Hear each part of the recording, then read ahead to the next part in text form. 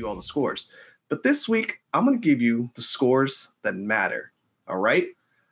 I'm going to tell you right now that the 49ers got their asses literally kicked up and down in that factory warehouse that they call the Green Bay Packers Stadium, 38-10, and it wasn't even close. Nothing about it was close. I don't know if the writing's on the wall for 49ers fans to call it off this year. You're still in the division. You still got a fighting chance. But in your opinion, Sam, I mean, does it seem like you're fighting uphill at this point, right? Yeah, I think the division is definitely better. I mean, in Vince's words, he went full Oracle with calling on Arizona to be kind of a dark horse team that could be sneaky good. They were really competitive last year. They've been extremely competitive, obviously, throughout the season. Kyler Murray has shown that he can be kind of a hot, cold player in the right offense. And they drafted Marvin Harrison Jr., who you knew he was going to be a stud. I mean, you knew he was a legit number one. So you go and get a number one, and it kind of puts the rest of the wide receiving core. You got McBride, tight end, who's a very good, underrated tight end. You hear about the Kelsey and the Kittles, and now you hear about the Raiders Bowers being a high rate, a high draft pick and guy who kind of fell. You don't hear that much about McBride, who's really good. I agree. So, and then defensively, right? The Arizona Cardinals hired your neck of the woods, former Gannon coordinator, Gannon, and they're starting to fix that defense a little bit. It's not exactly where it needs to be, but they're a really good football team. They compete day in, day out. And they absolutely compete. So how I'm looking at it, for the 49ers to go from last back to first, is there a puncher's chance? Yeah, there's a chance. I don't see it. You got to have health on your side the rest of the way. Brock Purdy's been out this week. You got injuries left and right. And even when you've been healthy, the lines, offense and defensive lines, are not as good as they've been in the past. And we've talked about it a lot, especially on the defensive side. The 49ers front seven is just not the same. Bosa's not really affecting the game like he has in the past. And I stand by what I said a couple weeks ago. I could really see Bosa and Deebo Samuel as the scapegoats, because their contracts are so, I don't want to say overvalued, but they're so inflated, right or wrong. They're big contracts. And how are you going to be able to make all of these pieces fit with the quarterback? Because somewhere Brock Purdy's getting paid. You're going to pay him. So that there's money there. But how are you going to fix the offensive line? How are you going to fix the defensive line? How are you going to add all these pieces? And then what's going on with Brandon Ayuk? The injury, things like that. So you got a lot of money everywhere. And ownership, the 49ers ownership and front office, they went and traded for pieces at the deadline. In the 49ers defense, I don't really know if there was a move out there for them to put them back into contention. I think there's some background pieces that you could have done, but the 49ers have gone all in year after year after year. And to me, this is a coaching and execution. I don't think the players are executing like they're capable of and that they've shown in the past. And coaching, right? It just seems like whatever offense Shanahan is calling, it's just not working. And last week, I mean, this past game, like, did you really think your backup quarterback, the quarterback is going to perform as well as Brock Purdy? Brock Purdy he's not having his best year this season, and I think we all admit that. Offensive line hasn't been as good. He's running the ball a lot more, which is not good. They're just not the same team. And I don't know. I think the writing is on the wall that you're probably blowing some of this up. Deebo Samuel and Bosa off the 49ers is huge. However, what could you get in return? Yeah, that's true. I mean, it's very rare that NFL teams trade player for player. It's usually second, third, fourth picks, players. It's usually something along those lines. So what can you get for Debo? You're probably looking at least a second, maybe a couple seconds. I think last week Vince had mentioned, a first. I unless you're trading both of them in a package deal, I don't really think you're getting a first. I think a couple seconds might be something ideal, a second and maybe a fourth. Now, if you package them together, which I don't know why the 49ers would do that. I don't think a team financially could do that. I don't think so. Yeah. The cap would be ridiculous.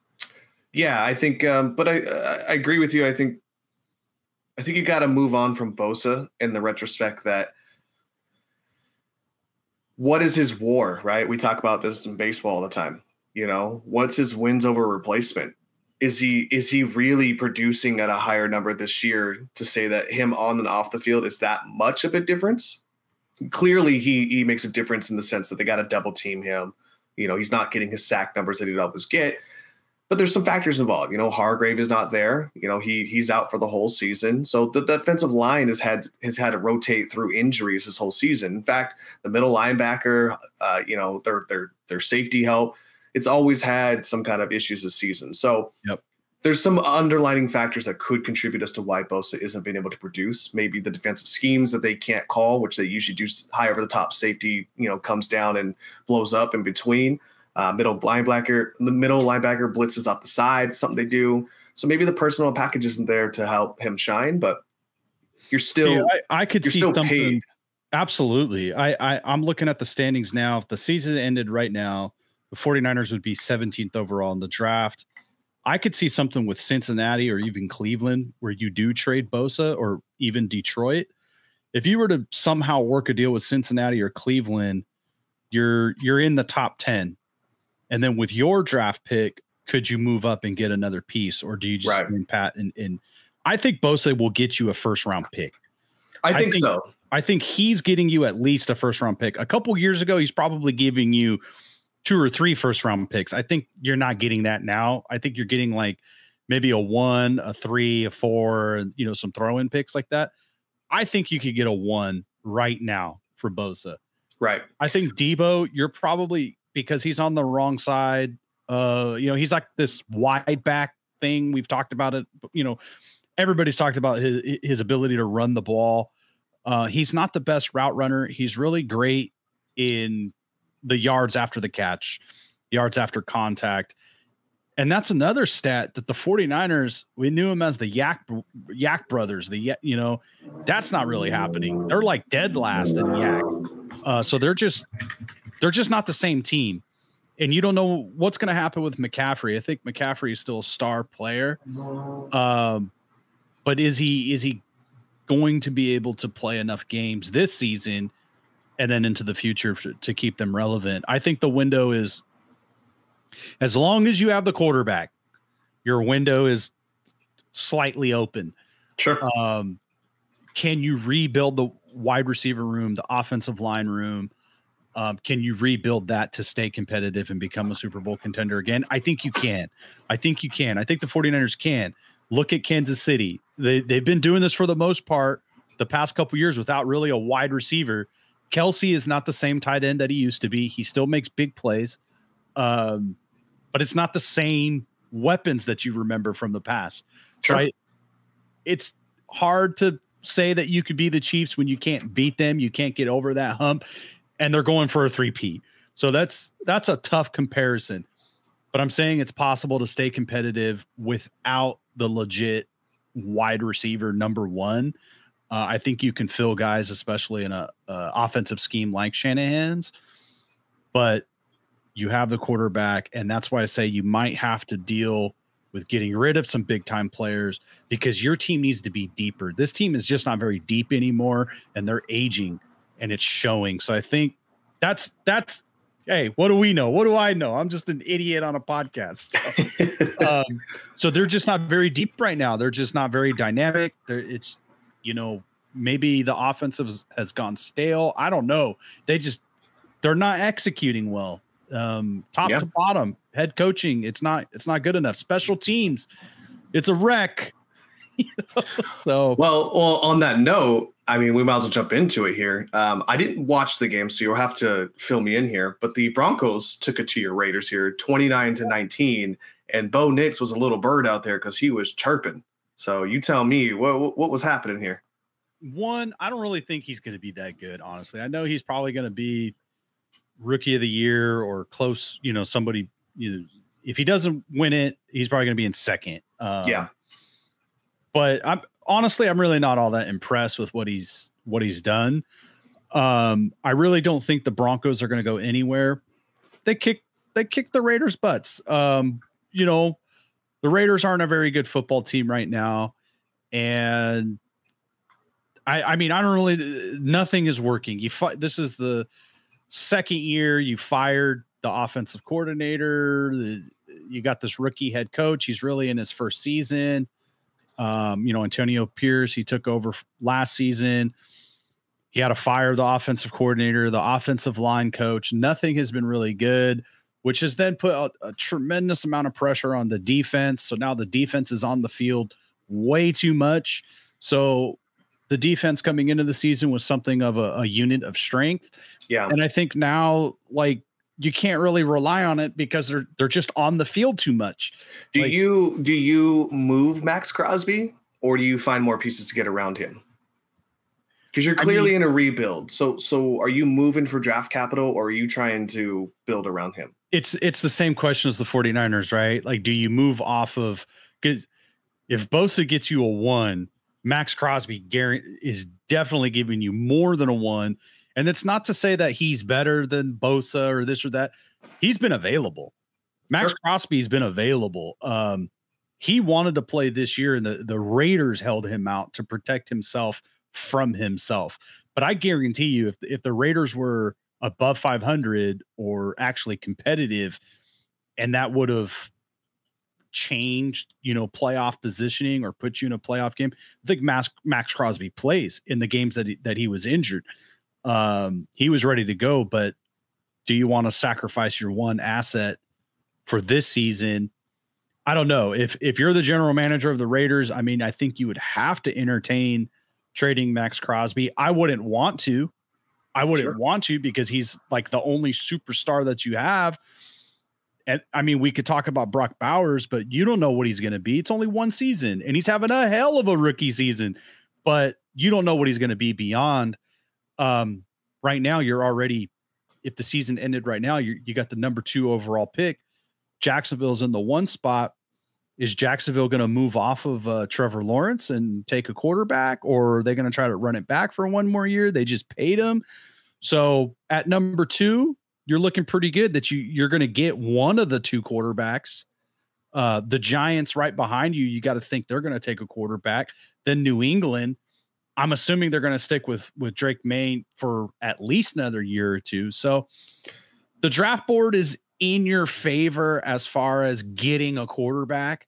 As of right now. So I think if you end up in the top 3, you're getting Cam Ward, Shedeur Sanders, or homie from Wisconsin. I'm not very high on him. So that also, I'm in a group chat with some other friends, and I seem to be the lone wolf in this situation here, but I don't feel that Shedeur is a good fit for the Raiders. Obviously, your ownership loves him, but it seems like to me that comes with a media circus. And do you want that with a team that's already trying to rebuild? I mean, and you're not to influence your opinion here, but how are you feeling that Shedeur would be a great fit for your team? I've been on the Cam Ward train. So I know the Miami Hurricanes has had a pretty big loss where they didn't get it done. They gave it up. And Cam Ward didn't play his best game. But when I watched Cam Ward this season, and when I went back and watched some of his tape from his previous colleges, he's in command of the offense. Yeah. And he's telling people where to go, what to do, how to do this. And he has proven game after game after game. This is his 3rd school. Every game he's getting better, and he commands the offense. He's a passer first who has the capability of running. To me, he reminds me a lot of Anthony Richardson, but a better passer, not a better thrower, a better passer. Anthony Richardson has a fucking bazooka on the side of his arm, on the side, his arm is a bazooka. He could put that ball, he could throw it. It's like Jamarcus Russell. Remember Jamarcus Russell could throw the football field. Maybe we don't compare a potential Raiders quarterback to Jamarcus Russell. Hey, you kind of have to though. But remember that arm strength, but it did no good when you're not accurate or you have no touch. What I see from Cam Ward is the touch, is the ability to put the ball anywhere, and then also the ability to command an offense. Shedeur Sanders, I think, athletically is probably one of the most gifted quarterbacks coming out of college right now or in the past few years. He reminds me of somebody that could be similar to somebody like Jaden Daniels over in Washington. Sure. But I don't see the ability to pass the ball at the same level. And I am worried about some of the antics. I know we've talked about it off air. We've shared videos about it off air about every little thing that doesn't go right with him. His brother getting in an argument with the ball boy from the opposing team. Yeah. The circus with his dad. And I get it. His dad's a Hall of Famer. His dad their family knows more football than I'll ever know. It's pure and point blank and simple. They're a football family. Dion is a Hall of Famer. I'm just worried about everything that comes with Shedeur Sanders. And we talked about Caleb Williams, USC, going to Chicago, and the maturity. I kind of put Shedeur in the same thing because I've seen stuff coming from him on the field where you're caving, you're giving in. It didn't go your way, so you're mentally defeated. And I don't see that with Cam Ward. I see a leader. I see a guy controlling the offense and putting the ball where it needs to be. I don't see that with Shedeur. However, I would not be surprised if Cam Ward is off the board and the Raiders somehow Shedeur Sanders fell to them at 2 or 3 or 4 or wherever it may be. I wouldn't be surprised if the Raiders took Sanders. That's not my pick. But if it did happen, of course I want the kid to succeed. Of course I want to be wrong. I don't see it. I don't see him being as good of a passer as Jaden Daniels. And I definitely don't think he's going to be better than Cam Ward out the gate. Sure. I think out the gate right now, if the Raiders want to win and not get rid of Max Crosby and not fully rebuild this thing, I think Cam Ward is the quarterback that you can start day one and you will be a competent, competitive football team with the right coordinator and blah, blah, blah, blah, blah, blah, blah. Everything, a lot of things have to go your way. But if you look at Washington, who's the offensive coordinator? They went and got an OC. Who's the head coach? Dan Quinn is a capable head coach. Things kind of fizzled out over there in Atlanta. But when they were good, who was the offensive coordinator for Atlanta? Who was the quarterback? They were a competent, competitive football team. And I think he took his medicine. He went to Dallas. Look at the Dallas defense. That defense was ferocious. It's not the same defense right now. They're still pretty good. But Dan Quinn is a really good coach. He got an offensive coordinator, paired him up with a highly talented quarterback. The Raiders would need to do the same things. All that said, my money is still on Cam Ward being the best quarterback to win immediately, short-term and long-term. I think Shedeur Sanders could be really good because of the athletic ability and the pedigree that he comes from.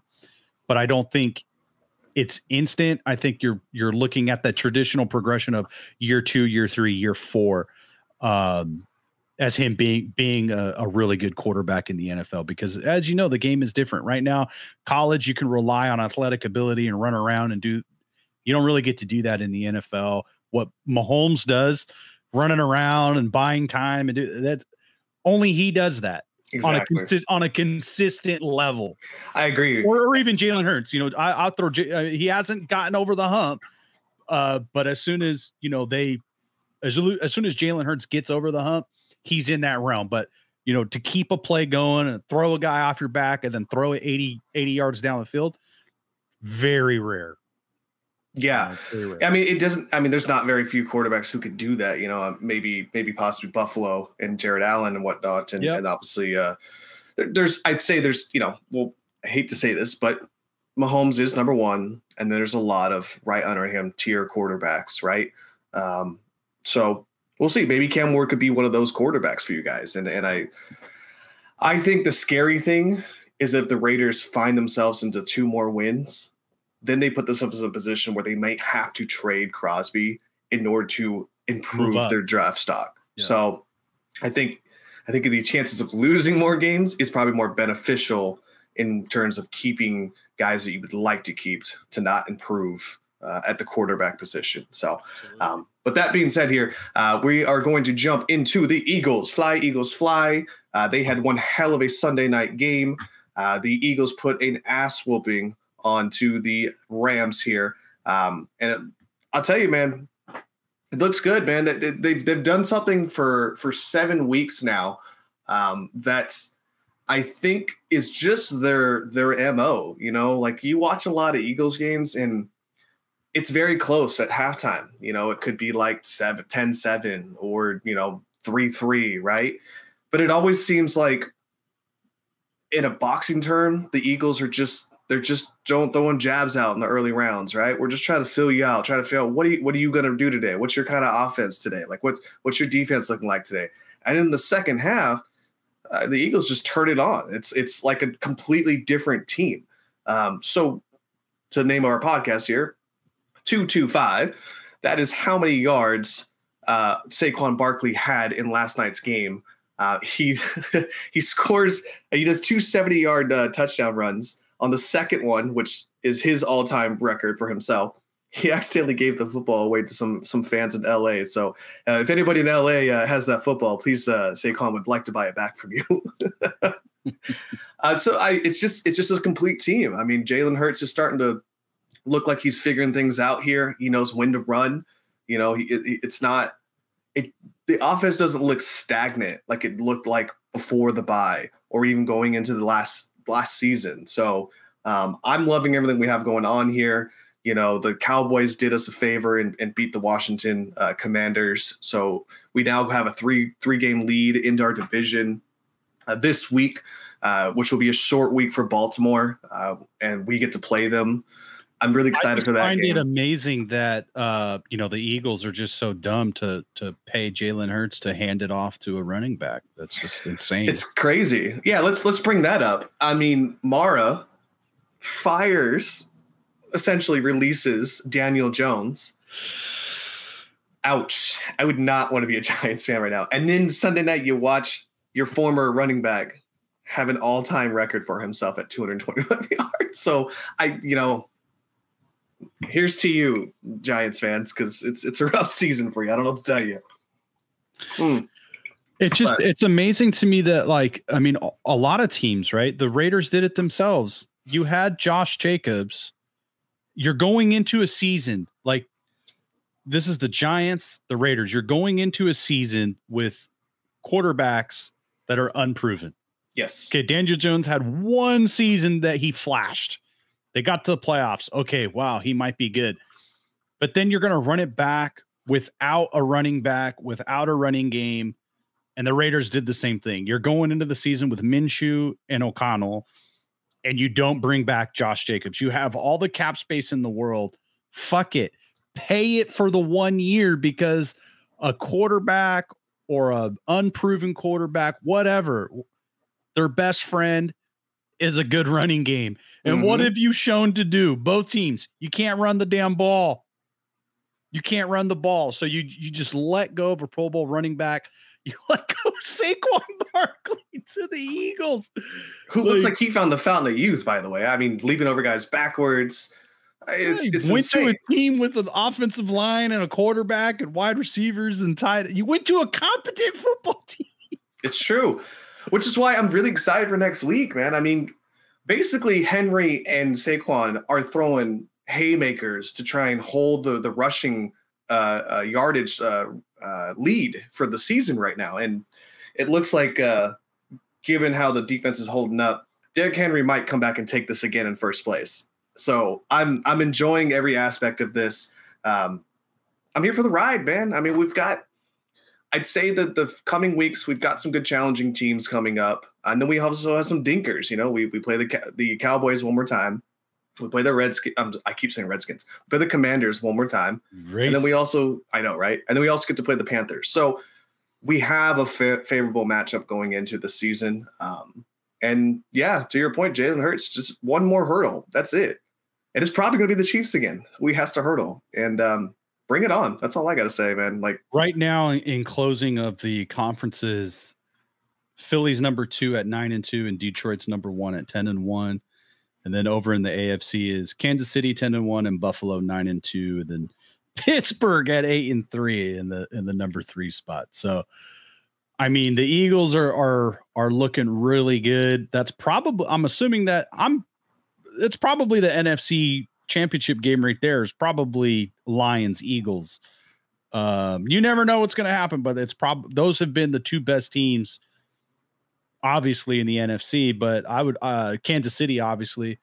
Buffalo, I know their record is really good, but I don't know. I'm just not convinced that they're gonna get past the Chiefs. So well, it also looks like the Dolphins have kind of woken up here too in the last few games now that Tua's back. But it all hinges on not Tua, you know. So can he stay on the field? That's the biggest question. So I'm just saying, hey, they're not out of it. They're only 2 games out from a wild card spot. Yeah. So is Indianapolis. That's true. That's true. But that's a different quarterback situation. Yeah, it is. So, I hear your point. You know, I would say also too in the National Football League, and then in the NFC, I'm hoping that the Vikings just, you know, they just throw body punches to the Lions. You know, let's just let them. They get to see each other one more time. Let's hope that that's turned into something. The Packers, they're a formidable team. We just saw what they just did to the 49ers. So that NFC North is tough. It reminds me of the NFC East last season where we had like 4 teams damn near fighting for a playoff position. So, you know, I could see the Eagles having to play this out like with their starters all the way to the end of the season if they're in contention to try to get the number 1 seed. Because you're definitely going to want that is next week Ravens, week after Panthers, Steelers, Commanders, Cowboys, Giants. So you definitely don't want to drop a game against the Commanders, Cowboys, or Giants since there's playoff implications, but also the tiebreakers with the Lions. So as always, the NFL is going to come down to the wire and keep us on our toes. Yeah, that's exactly how the commish wants it. So